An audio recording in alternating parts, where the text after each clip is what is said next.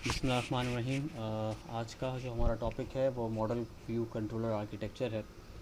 Model view controller architecture start करने से पहले हमें ये समझना होगा कि हमें आर्किटेक्चर्स पे या डिज़ाइन पैटर्न्स को यूज़ करने की ज़रूरत क्यों पेश आती है।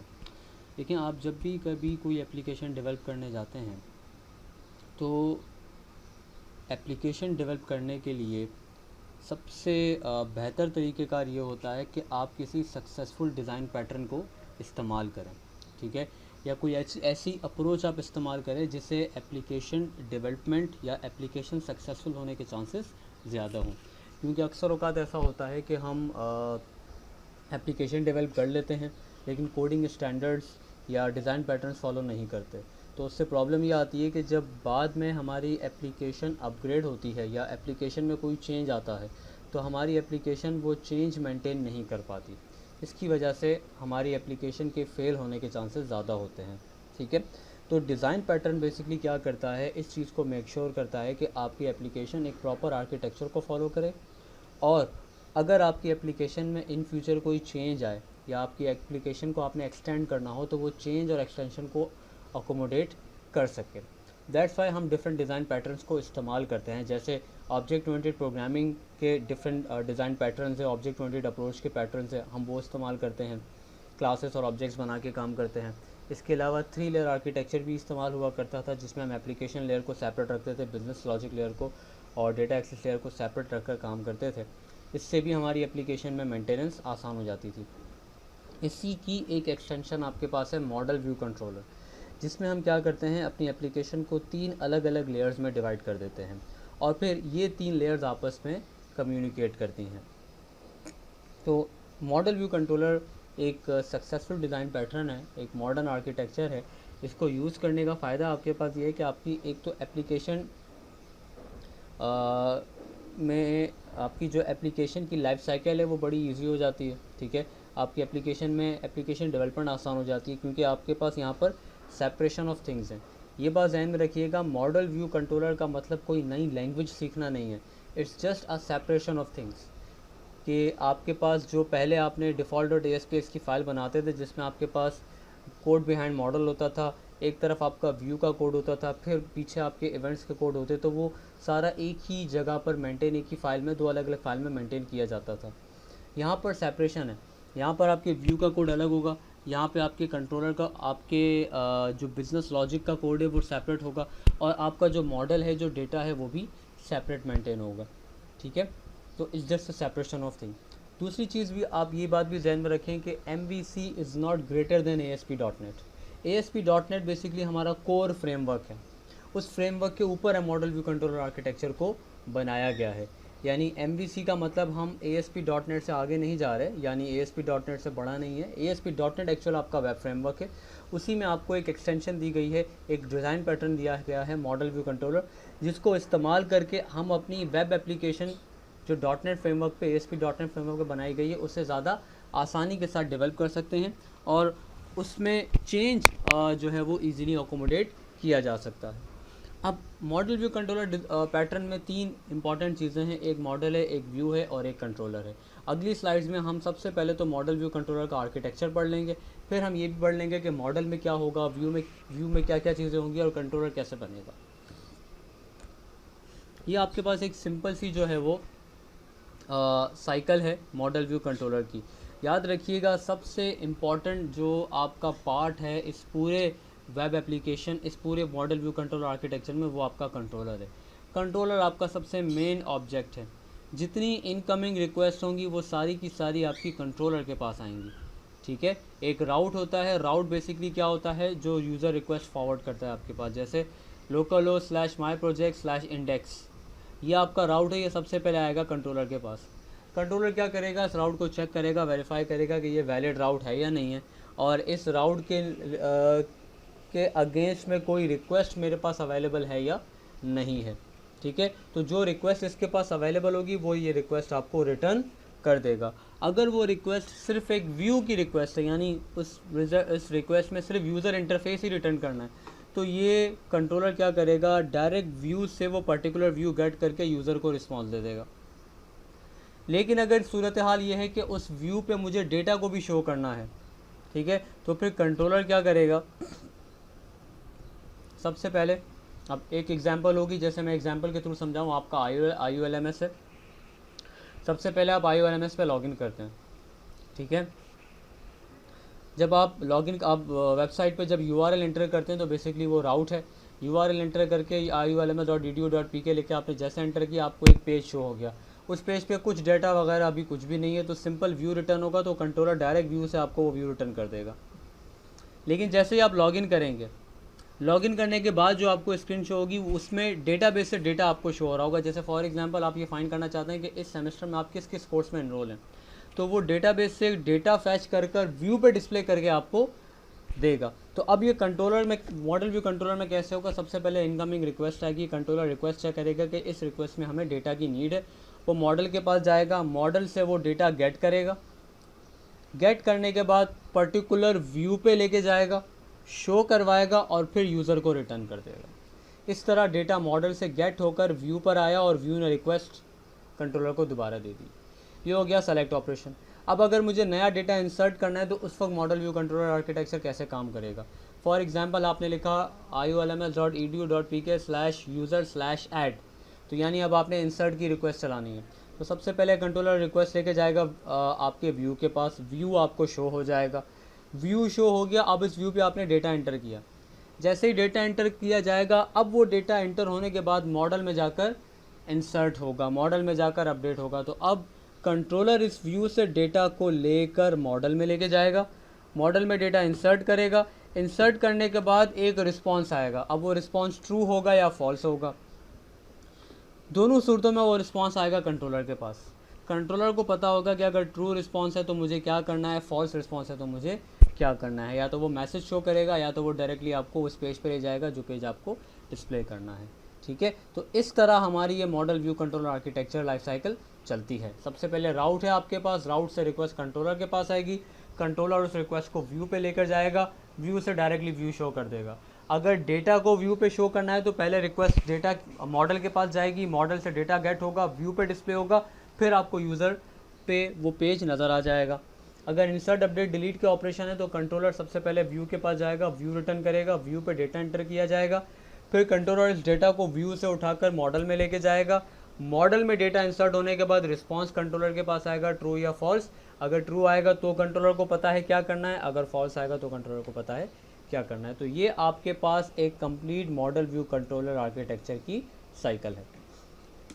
अब मॉडल में क्या होता है, model represents data, data excel की फॉर्म में फाइल में भी हो सकता है, डेटा माइस्क्ल में भी हो सकता है, ऑरेकल में भी हो सकता है, SQL सर्वर में भी हो सकता है। MVC के अंदर .NET के अंदर हम डेटा कैसे लाते हैं, सबसे आसान तरीक़ेकार होता है, अब entity ADO.NET entity data model बना लें। यानी जो डेटा बेस आपके पास है उस डेटा बेस से आप क्या जनरेट कर लें, मॉडल जनरेट कर लें, फिर उस मॉडल को अपनी एप्लीकेशन में इस्तेमाल करें। अच्छा, इसमें भी दो अप्रोच हैं, मैं लिखना भूल गया, आप ध्यान में रख लीजिए। दो अप्रोच है, एक है कोड फर्स्ट अप्रोच और एक है model first approach. Model first approach या डेटाबेस फर्स्ट अप्रोच में क्या, मॉडल फर्स्ट अप्रोच में क्या होता है कि आप डेटाबेस से मॉडल जनरेट करते हैं, फिर उस मॉडल को अपनी एप्लीकेशन में इस्तेमाल करते हैं। कोड फर्स्ट अप्रोच में क्या होता है, कोड फर्स्ट अप्रोच में आप पहले मॉडल लिखते हैं, यानी पूरा कोड लिखते हैं, फिर उस मॉडल से डेटाबेस जनरेट होता है और फिर आप उस पर काम करते हैं। और टाइम की कमी की वजह से हम डेटाबेस फर्स्ट अप्रोच या मॉडल फर्स्ट अप्रोच इस्तेमाल करेंगे। इसके अलावा आप लिंक टू SQL भी इस्तेमाल कर सकते हैं, लिंक टू XML भी इस्तेमाल कर सकते हैं। डिफरेंट अप्रोचेस हैं जो हम अपनी एप्लीकेशन में इस्तेमाल कर सकते हैं। हम इस वक्त एप्लीकेशन में इस्तेमाल करेंगे ADO.NET entity data model. View basically user interface को रिप्रेजेंट करता है। दो तरह के व्यू इंजन हम इस्तेमाल कर सकते हैं, एक रेजर इंजन है और एक ASP.NET व्यू इंजन है। आप जो चाहें इस्तेमाल कर लें, रेजर सिंटैक्स इस्तेमाल कर लें या ASP.NEट व्यू इंजन इस्तेमाल कर लें, इट्स अप टू यू। हम ASP.NEट व्यू इंजन भी इस्तेमाल कर सकते हैं, रेजर भी इस्तेमाल कर सकते हैं, और ज़्यादातर यहाँ पर HTML के टैग्स इस्तेमाल होंगे। कंट्रोलर क्या करेगा भाई, controller it receives route and does some stuff. ये राउट रिसीव करेगा और कुछ काम करेगा। अब वो काम क्या करेगा, या तो वो व्यू रिटर्न कर सकता है, या फिर ये क्या कर सकता है, डेटा मॉडल से डेटा उठाकर व्यू पर लाकर शो कर सकता है, या व्यू से डेटा लाकर मॉडल में लेके जा सकता है, फिर मॉडल से रिस्पांस ले सकता है। और ओवरऑल पूरी एप्लीकेशन का जो फ्लो है, जो ऑपरेशन है, जो कंट्रोल है, वो आपका कंट्रोलर करता है, ठीक है।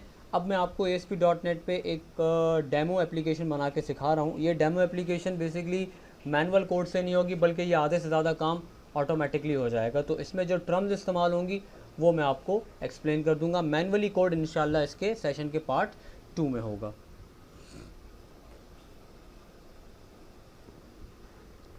फाइल में जाकर न्यू वेबसाइट सेलेक्ट कर लें।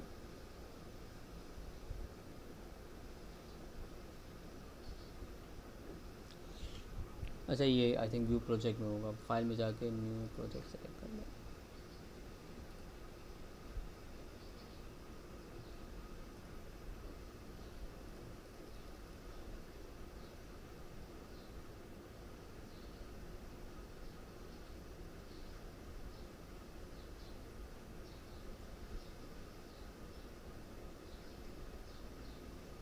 ASP.NET एप्लीकेशन सेलेक्ट कर लेते हैं, फिर हो सकता है वरना डायरेक्टली आई थिंक पुराने एडिटर्स में डायरेक्टली ASP.NET MVC एप्लीकेशन का ऑप्शन होता है। आई होप यहाँ पर नहीं है, तो हम ASP.NET वेब एप्लीकेशन सेलेक्ट कर लेते हैं, MVC डेमो।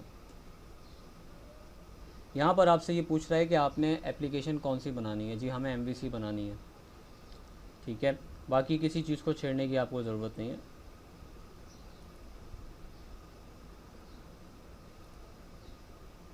हाँ, अजूर के लिए ज़रूरत नहीं है हमें।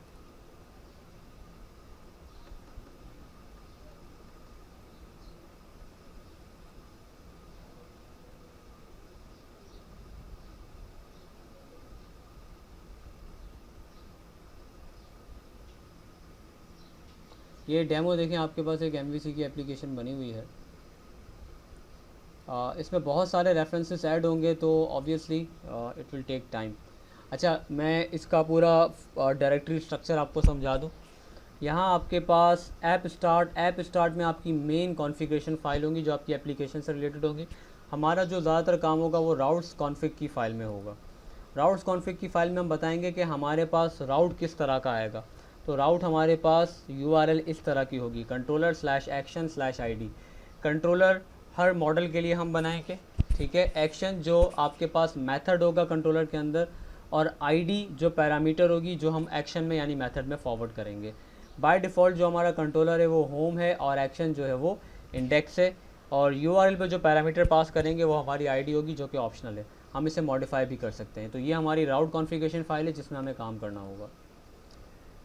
सेकंड हमारी फ़ाइल कंट्रोलर की है। यहाँ पर डिफरेंट कंट्रोलर आपके पास बने हुए हैं, ये देख सकते हैं आप लोग, ठीक है। ये मैं होम कंट्रोलर की बात कर लूँ तो यहाँ देखें आपके पास ये आपका होम कंट्रोलर है जिसे इनहेरिट किया है कंट्रोलर को, ठीक है। तो ये आपके पास डिफरेंट मेथड्स हैं जो इसमें बने हुए हैं, ठीक है। हम अभी फ़िलहाल सिर्फ इसको डायरेक्टरी स्ट्रक्चर को समझ रहे हैं। तो ये मेरा कंट्रोलर है जिसमें मुझे काम करना होगा। फिर मेरा मॉडल होगा। ये जो मॉडल आपके पास बनाए गए हैं, ठीक है, ये कोड फर्स्ट अप्रोच के थ्रू बनाए गए हैं, ठीक है। इसका तरीक़ेकार ये होता है कि हम प्रॉपर्टीज़ बनाते हैं, फिर अपने मॉडल को बिल्ड करते हैं, तो एग्जैक्टली ये पूरी की पूरी शक्ल आपकी डेटाबेस में बन जाती है। तो ये कोड फर्स्ट अप्रोच आपकी कहलाती है। फिर आपके पास व्यूज़ हैं। व्यूज़ में देखें सबकी अलग अलग डायरेक्टरी बनी हुई है, और यहाँ जो व्यू की फ़ाइल का एक्सटेंशन है वो cs.html है। ये CS.html है, याद रखिएगा। चाहे आप रेजर इंजन इस्तेमाल करें, कुछ भी करें, CS.html आपके पास फ़ाइल का एक्सटेंशन होगा। अब ये डिफरेंट इसमें प्रॉपर्टीज़ हैं, मैं कुछ प्रॉपर्टीज़ आपको बता दूं। व्यू बैग बेसिकली क्या है, आपका ये समझ लीजिए कि एक एक्सप्लिसिटली टाइप्ड लोकल वेरिएबल है, ठीक है। एक्सप्लिसिटली टाइप्ड लोकल वेरिएबल है ये आपके पास, और इसमें बेसिकली होता क्या है कि आपको किसी वेरिएबल को डिक्लेयर करने की ज़रूरत नहीं है। आप जस्ट क्या करें, व्यू बैग पे एक वेरिएबल डिक्लेयर कर दें, यानी व्यू बैग की प्रॉपर्टी में आपने टाइटल बता दिया, इसकी वैल्यू बता दिया अबाउट। अब ये व्यू बैग बेसिकली क्या है, इसमें डिफरेंट प्रॉपर्टीज़ होंगी जिनकी डिफरेंट वैल्यूज़ होंगी जो व्यू में मौजूद रहेंगी। इन्हें मैं जहाँ पे भी इस्तेमाल करूँगा वो ये वैल्यूज़ कॉल होती जाएंगी, ठीक है।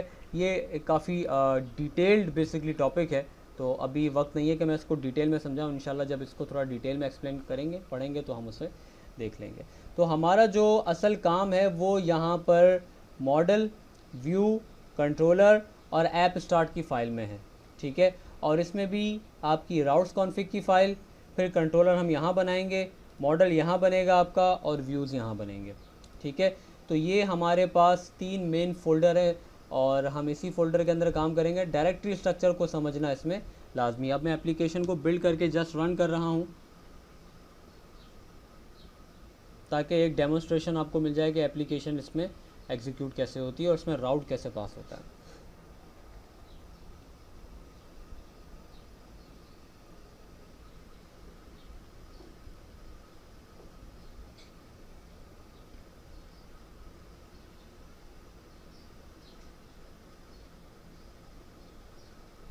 ठीक है, अब मैं राउट इसमें पास कर रहा हूँ। हमारे पास जो राउट था वो था होम/होम लिखा मैंने, तो ये मेरे पास होम पेज आ गया। उसके बाद अगर मैं देखूँ अबाउट इस पर क्लिक करूँ तो आप देखेंगे राउट चेंज हो रहा है, होम/अबाउट। मैं कॉन्टैक्ट पे जा रहा हूँ तो होम/कॉन्टैक्ट। अब इसी तरह मैं लॉगिन पे आ रहा हूँ तो अब देखें अब मेरा कंट्रोलर चेंज होगा। ठीक है, पहले मेरा कंट्रोलर शायद होम का था, अब मेरा कंट्रोलर शायद चेंज होकर डिफरेंट होगा अकाउंट का, अकाउंट/लॉगिन। तो ये बेसिकली राउट एंड डिफरेंट जिन्हें हमारी एप्लीकेशन हैंडल कर रही है। ठीक है जी, डिटेल्ड MVC एप्लीकेशन कैसे बनेगी, किस तरह बनेगी, इंशाल्लाह वो हम सेशन नंबर नेक्स्ट सेशन 2 में करेंगे। Thank you so much.